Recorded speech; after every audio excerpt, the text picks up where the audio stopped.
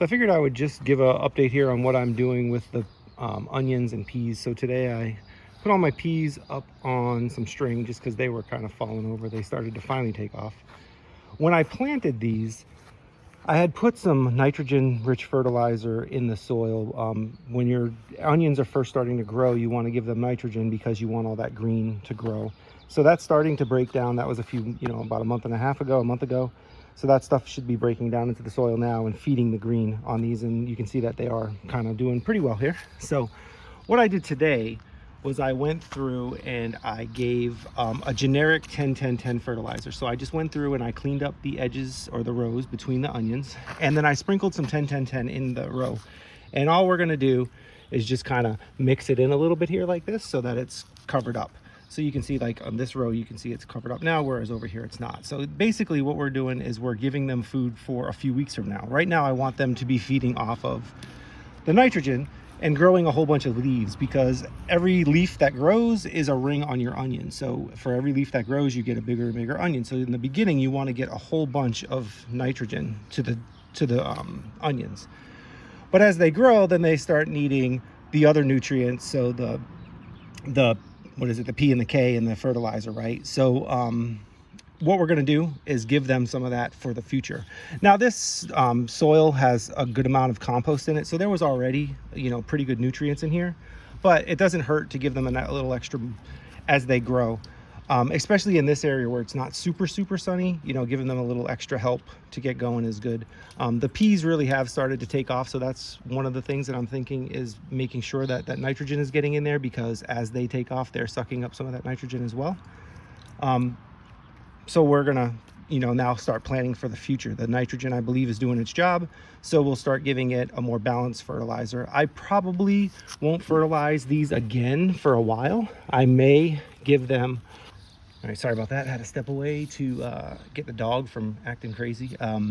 Yeah, so what I have to do is give them this, and then we probably won't give them another round of fertilizer, except for maybe some, I forget the name of it, but it's basically like dried cowpea that you give them, and it gives it the nice strong onion flavor.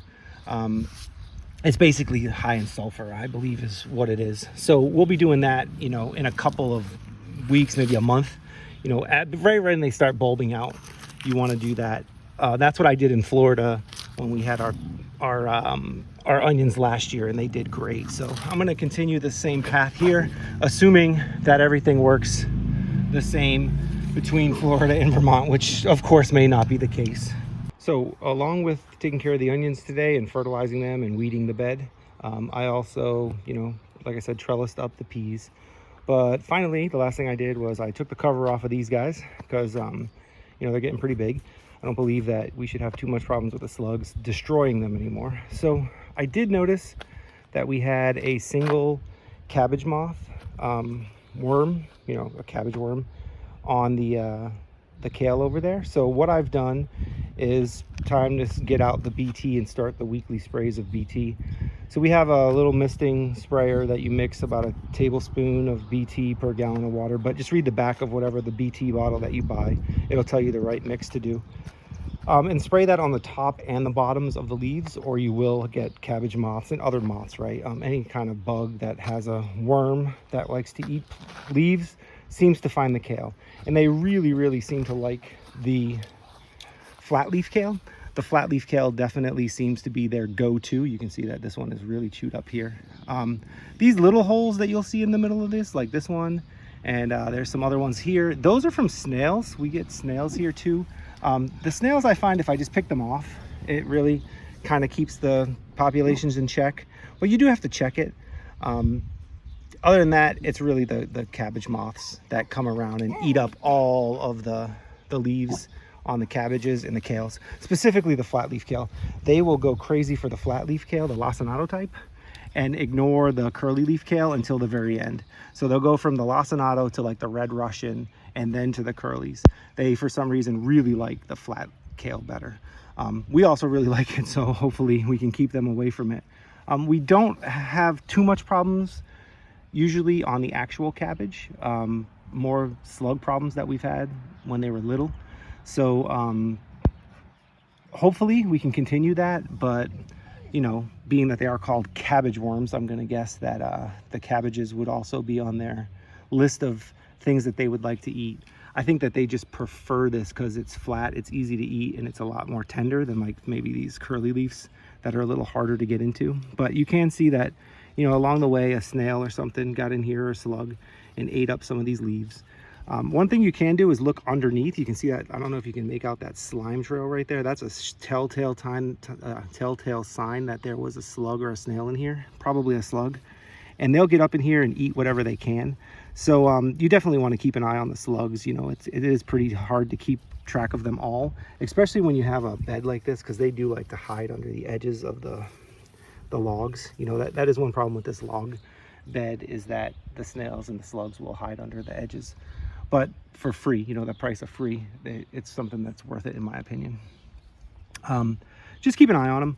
We also have slug pellets that you can buy, which is just a natural, not the chemical based ones, but they have a natural based one that the slugs will then eat, and it kind of just forces them to not be able to digest food anymore, and they kind of die from the inside out, which is kind of horrible, but also, you know, is what you need to do to keep your food.